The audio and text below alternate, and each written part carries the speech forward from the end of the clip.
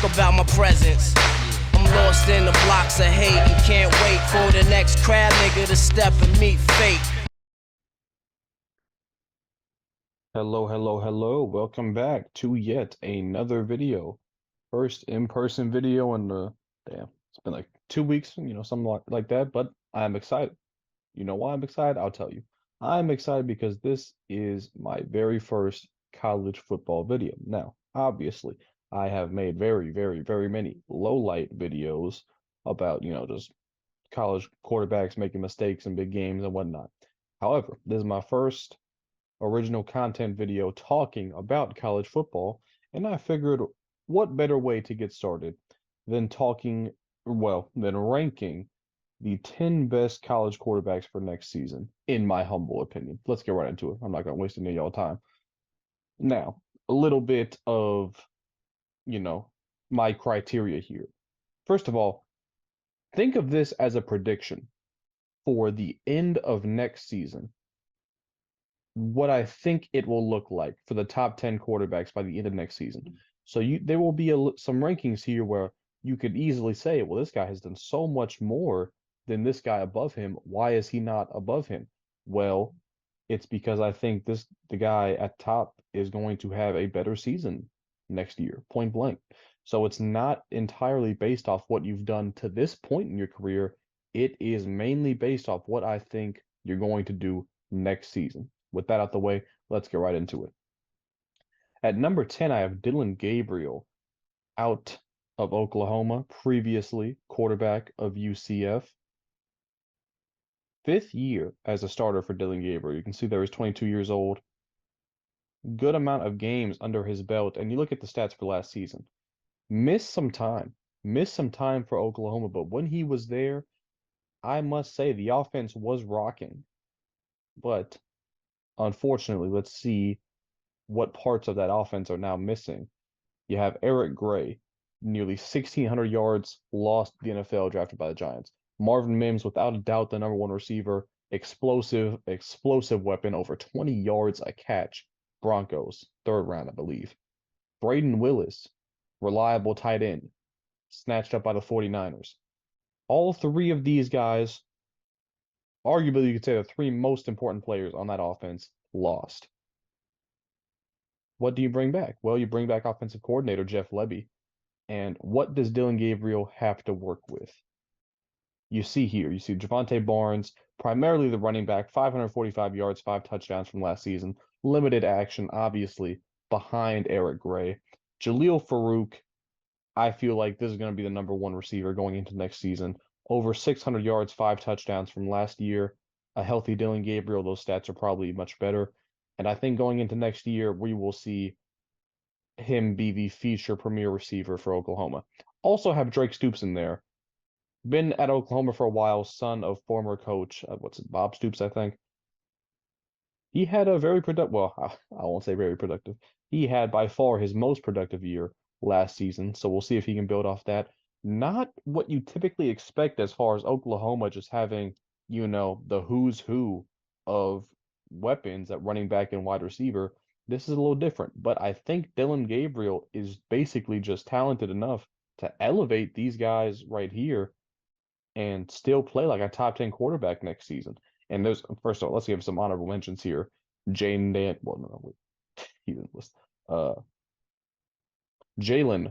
Daniels, JJ McCarthy, KJ Jefferson, several guys I left out here who all easily could have made this list. Moving on, though, to number 9, we do have Jayden Daniels out of LSU. And interesting little tidbit, Jayden Daniels, 5th year as a starter, 43 games of experience. One of, if not, I'm trying to think, the most experienced quarterback in the SEC, at least a starter next season. Maybe there's some other guys, if Spencer Sanders starts at Ole Miss or something like that. I'm not really worried about that, though. I think Jayden Daniels has a strong case that he is the best quarterback in the SEC next year. And just looking at the stats, I think you'd obviously say he has to improve as a passer. But, you look at a 68.6 completion percentage. I mean, 2,900 yards, 28 total touchdowns. I think he did enough last season. I mean, obviously they won the SEC West last season. So if you look at that and he takes marginal steps as a passer and being able to move the ball through the air for LSU, that is very enticing and makes a lot of sense why I have him ranked at number 9. We look at what LSU's strong point is going to be next season, which is running the ball. You have Logan Diggs, who came from Notre Dame uh, a year later than Brian Kelly, but nonetheless still arrived from Notre Dame. Over 1,000 total yards last season, 6 touchdowns. You bring back Josh Williams. He had over 600 yards last season. You also bring back Noah Cain, nearly 500 yards and 10 touchdowns last season.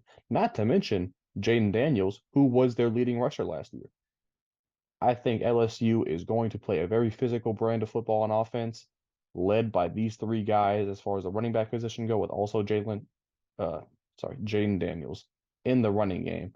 That is where their bread and butter is going to be. But let's look at who Jaden Daniels has to throw to. You got Malik Nabers. Obviously, he is the star. He is the stud. He will get most of the draft hype, especially attention by the rest of the SEC defenses. But who are the other guys? Mason Taylor, son of NFL legend Jason Taylor. Very good freshman season. I mean, over 400 yards as a freshman in a non-pass heavy offense is very interesting. I will be keeping my eye on him. But you also got Brian Thomas and let's see his name, Kyron Lacey. Had to move this thing around. So it's not like, he just has nobody to throw to. Logan Diggs also an option in the passing game. I do expect Jane Daniels to take a step forward as a passer. He'll have to be a top 10 quarterback because, you can't be 50-50, running passing and make this list. But I think he has the tools, returning offensive coordinator as well. I think LSU is primed for a very big season. And if Jaden Daniels can lead them while also taking steps, he could be even higher than 9 by the end of the season. Next up, we have Cam Rising out of Utah. Interesting thing about Cam Rising, you see he's 24 years old. Very, very veteran player. I don't know if he's 24 years old or if he'll turn 24 during the season. But this is only going to be his 3rd year as a starter. But you look at the stats from last season, obviously, notably 2 wins over USC, back-to-back Pac-12 champions are the Utah Utes. Now, you look at this, we see 76% returning offensive production for Utah, right? However, we do know that they lost Dalton Kincaid. What does that mean? I think most people are paying attention to that, right? As they should. Dalton Kincaid was a huge part of that offense last season. However, let's look at this right here. Utah, if you're not aware, they were running a run-first team last season. That is their identity. That is how they win football games in the Pac-12. They had over 3,000 rushing yards as a team last season. Let's look at these 3 guys and what they were able to do. Micah Bernard, nearly 850 total yards, 5 touchdowns. LaQuindon Jackson, a former quarterback converted to running back, 539 total yards, 9 touchdowns. Jalen Jackson, also 79 touches, 366 yards, 4 touchdowns. Not to mention what Cam Rising is also able to do with his legs. It is a run-first team. In the absence of Dalton Kincaid, I feel like it will continue to be a run-first team. Now, you may say, how can a quarterback of a team which just pounds the football over and over, how will he be the number 8 quarterback in the country? And I will show you all the weapons he has at his disposal. Let's start off with transfer receiver. Started at Oregon, went to FSU, coming back to the Pac-12 in Utah. Micah Pittman, over 330 yards last season, 3 touchdowns. Money Parks last season for Utah, over 414 yards on just 26 catches. He's the deep threat. Devon Vell, 55 catches, 695 yards, 5 touchdowns. And then Brant Keith, 50 catches, 611 yards. This was last season, not this most previous season. I feel like Brant Keith can easily, well, let me not say easily, he can confidently step in to the Dalton Kincaid role as the reliable tight end 1. And Devon Vale, I feel like, could easily be poised for a breakout season, garnering national attention. Now, may this be a little harder considering Brant Keith was hurt last year, did not see the field as much as he did in 2021, and Devonville trying to break out in the midst of being a run-heavy team, possibly those could be some hindrances. However, I think Cam Rising in his what is going to be third season as a starter, returning. Wait, let me make sure. Yes, Andy Ludwig returns as the offensive coordinator. I think they know how to win football games, quite honestly. They have a very, very tough schedule. Out of conference, you have Florida, Baylor. Obviously, we know the Pac-12 is going to be just horrible to get through this season. So they play everybody. They're going to have a lot of opportunities to shock people, upset some people, and I do think they're going to be in the thick of it in regards to the Pac-12 championship. And they have all the weapons they need, at least on offense, if you ask me, to win their third in a row. Number 7, we have Devin Leary, transfer, spent 4 years at NC State, heading to Kentucky. Now, I may note, only 30 games in his 4 years at North Carolina State. That was the story. He was hurt all the time. Now, let's look at what he did. This is 2021 stats, obviously. He was hurt last season. 35 touchdowns, 3,433 yards. Another thing Devin Leary does, he protects the football extremely well. Very low turnovers from a guy who puts the ball in the air very often. Let's look at what Kentucky has as far as available weapons to Devin Leary. Let's start off with Barion Brown. He was their wide receiver 1 last season, over 600 yards on 50 catches.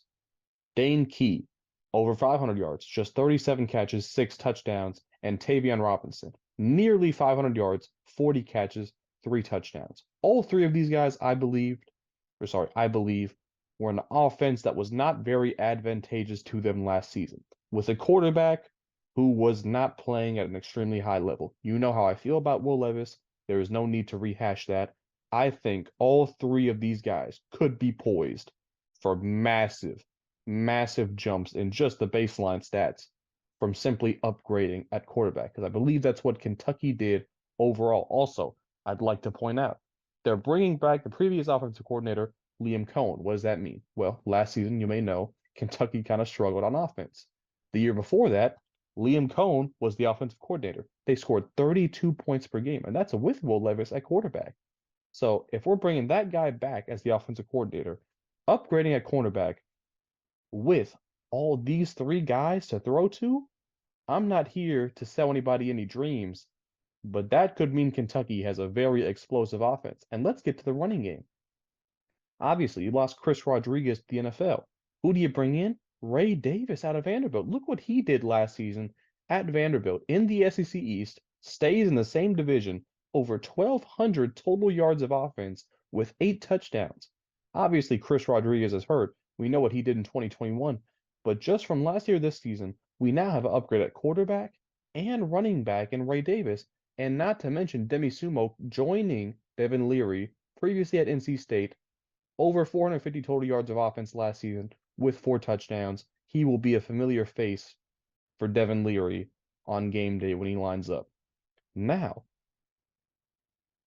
I understand you could say Jane Daniels is above Devin Leary. You could say Cam Rising. You could say Dylan Gabriel, whoever you want to say. There is a lot of doubt surrounding Devin Leary in the transfer towards Kentucky. However, if you ask me, and I just look at the facts, the players they have, the players they got, their offensive coordinator from last season coming back to Kentucky, it is very hard for me to see a world where this just crashes and burns outside of injury. Because I think, if you ask me, Devin Leary has a lot better chance of being a top 5 quarterback in college football next season than this has of just crashing and burning and completely, failing. Number 6, we have Jordan Travis. I'm sure everybody is aware at this point of the hype Jordan Travis has been getting, and Florida State as a whole, but I've been seeing Jordan Travis in every, Heisman list, Heisman prediction on YouTube. Now, what do I like about Jordan Travis? 38 games of experience over 5 years. Look at the stats from last season. It was a breakout year for Florida State, right? They finally resurrected themselves and brought their program back into national attention. Let's see what he has here, because it is It's very good. Johnny Wilson, over 200 yards, I think, in the bowl game against Oklahoma. He put himself on the national map. 6'7", 6'7" receiver. He's not a tight end. He is a receiver. He plays outside. He averages over 20 yards a catch. He's a monster. Keon Coleman, sought after by everybody in the transfer portal, coming from Michigan State.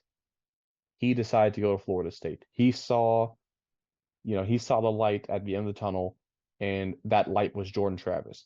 He joins Johnny Wilson as a perimeter receiver. And you got Trey Benson returning as a running back. Over 1,134 yards of total offense last season, 9 touchdowns. He is primed for a massive, massive year at Florida State. Why is that?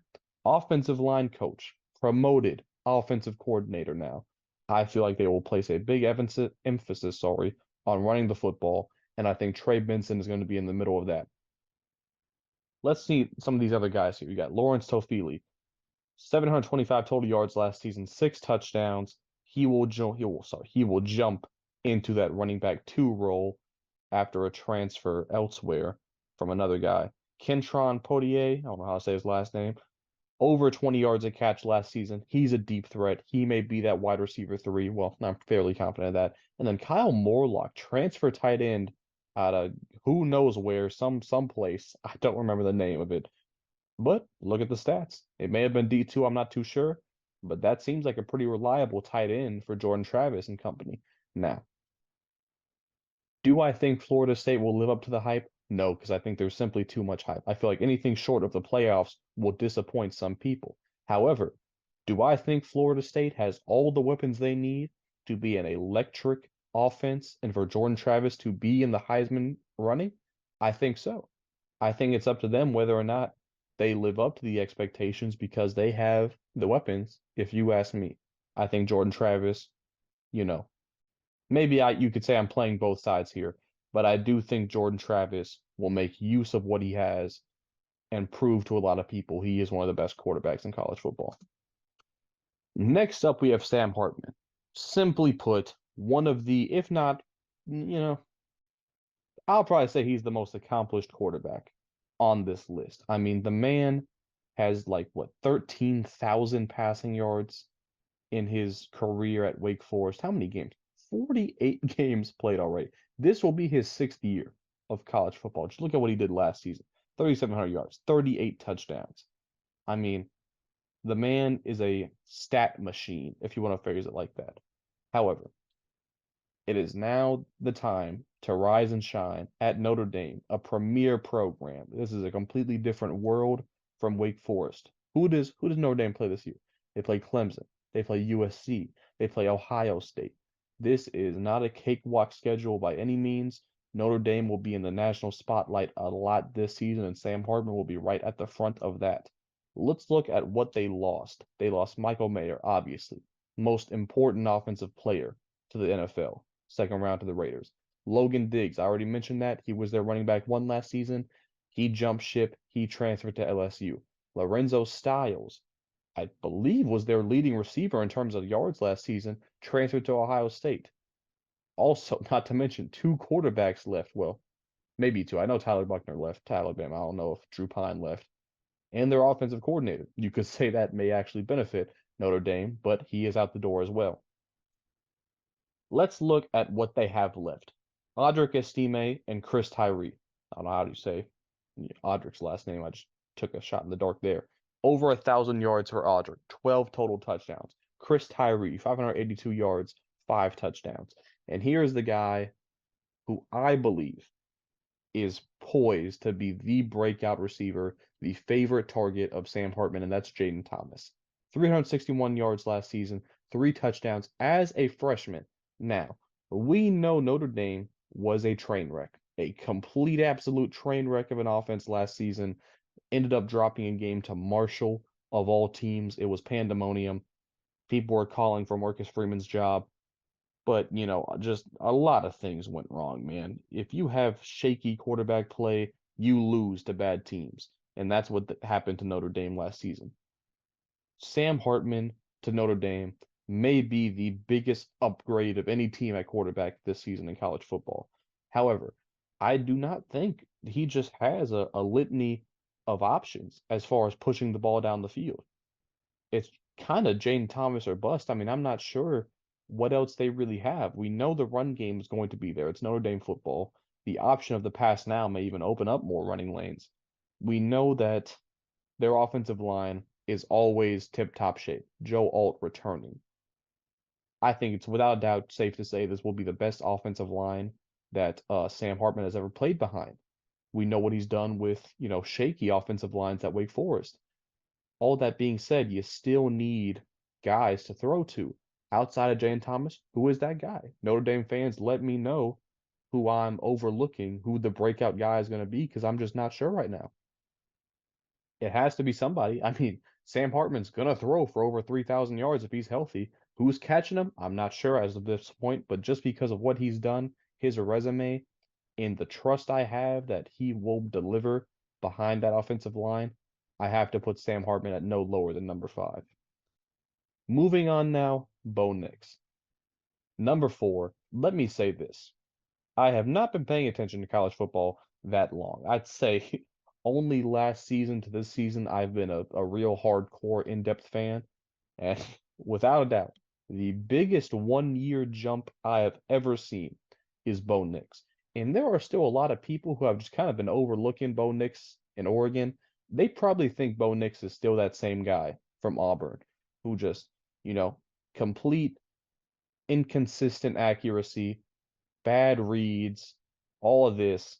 That is not the case, man. Look at the completion percentage, 71.9. 43 touchdowns last season, over 4,000 yards.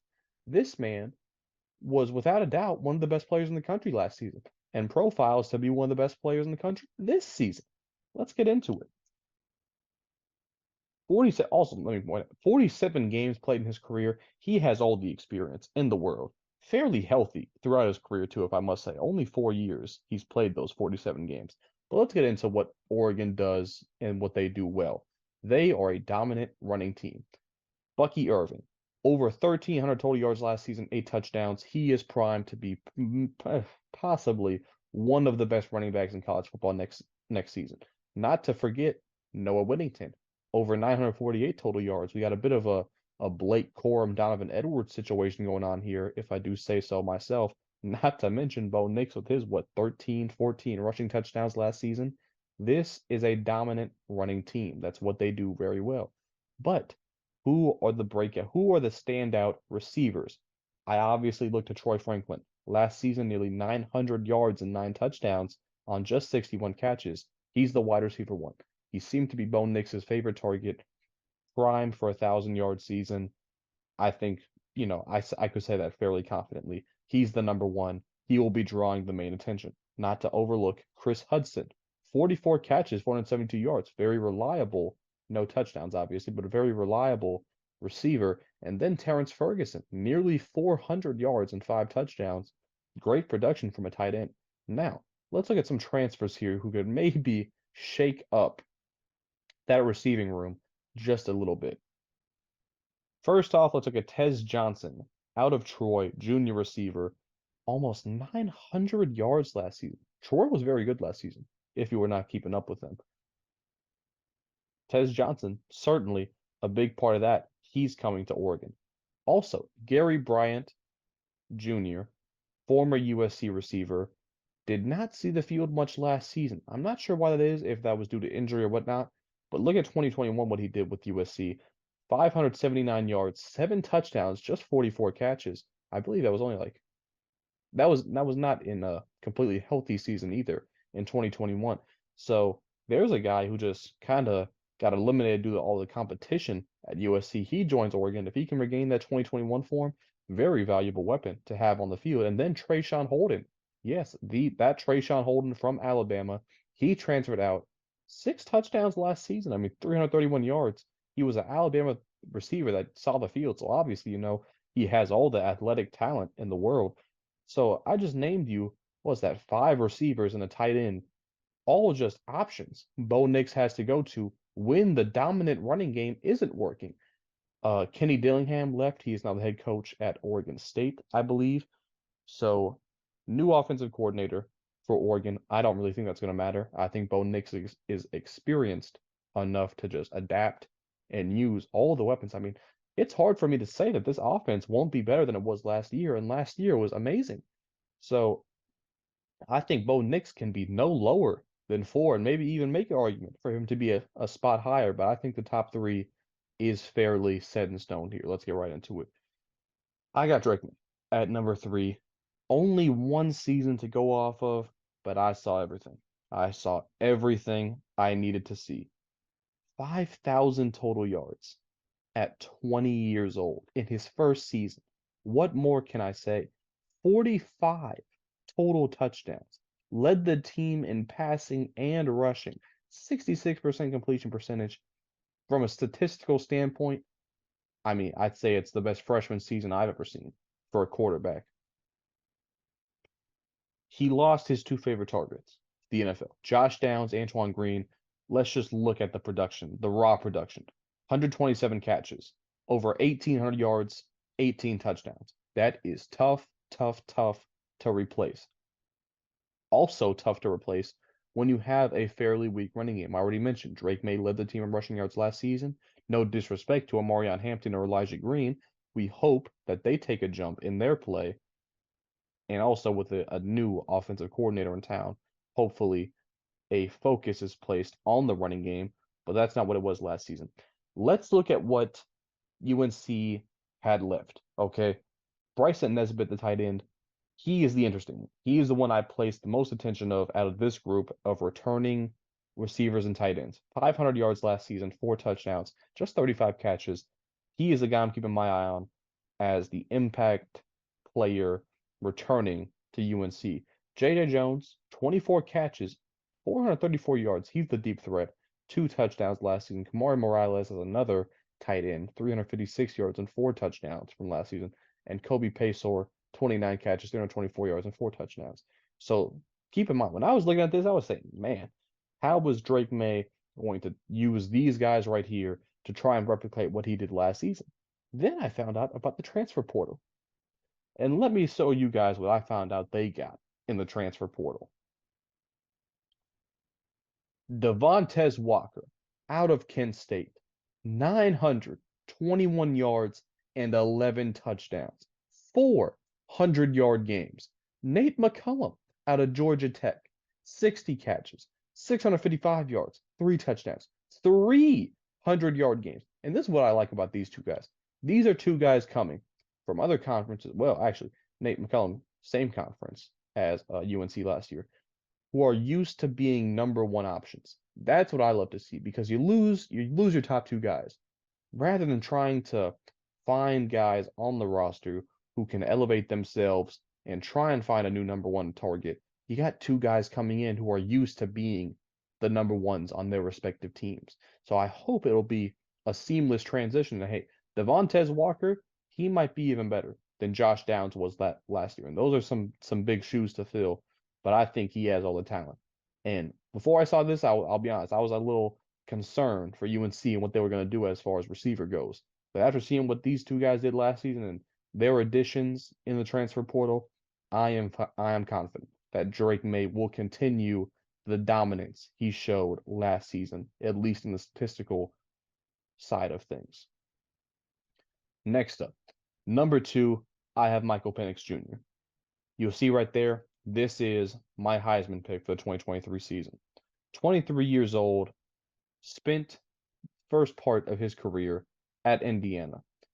Came to Washington, year 1, set the world on fire. 4,641 passing yards. 4 rushing touchdowns, 31 passing touchdowns, 35 total touchdowns, over 65% completion percentage. It was unexpected. It was shocking. And he took the college football world by storm. Decided to come back. I feel pretty confident that he could have been a first-round pick last season. Certainly will be a first-round pick next season if he can replicate this success. How is he going to do it? Well, let me show you what they have here. Let me just phrase it like this. I will put this receiving core that Washington has, at least their top 3 receivers, against anybody else in the country. Yes, I mean Ohio State. Yes, I mean I don't even care. Yes, I mean USC. Whoever else you want to put, these guys can hang with them. Romo Dunze, 75 catches, 1,145 yards, 7 touchdowns. Jalen McMillan, 79 catches, nearly 1,100 yards, 9 touchdowns. Jalen Polk as a wide receiver 3, almost.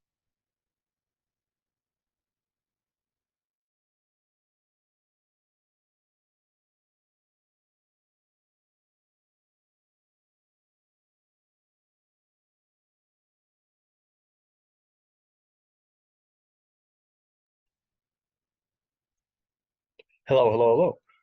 Pardon the technical difficulties. What was I saying? Oh, yeah, I was talking about how Washington has a dominant, and I mean dominant, receiving core. Let's get back into it. Jalen Polk as a wide receiver 3. There are a lot of teams, and I mean a lot of teams in college football right now who would love to have Jalen Polk as their wide receiver 1 and watch as he puts up 12, 1,300 yards for them. Washington is using him as their wide receiver 3. Let's look at the run game. Wayne, what a name right there. Talapapa and Cameron Davis combined. Look at what they did last season. Nearly 1,800 total yards, 25 total touchdowns. I think that could be much improved. They were good last season. I think they could be great this season. Returning offensive coordinator, that's Ryan Grubb right there, the mastermind behind what they did last season offensively. And now let's take a look at what they did in the transfer portal. Josh Cuevas out of Cal Poly, the tight end, nearly 700 yards and 6 touchdowns. Washington didn't have much of a tight end game last season. It was primarily headed up by, I think it was Kyle Otten, brother of Cade Otten, if I'm not mistaken. Not much to speak, respectable, but not much to speak of. Josh Cuevas out of Cal Poly, that could completely change their passing game from the tight end position. And then you got Dylan Johnson out of Mississippi State, used to playing in that air raid offense, a running back who can also contribute in the passing game. These are two layers of their offense who could potentially be explored more that they just went and added through the transfer portal. So you look at last season and you say, man, they just lit the world on fire offensively. And I see this and I say, man, they didn't really lose anybody. They added two interesting players in the transfer portal. Can they get better? I'd say yes. And that's why I'm picking Michael Penix to be the Heisman next season. However, with that being said, I have to pay respects to the defending Heisman winner. And, man, let's get into it. Caleb Williams, obviously, won the Heisman last season in just his second season in college football.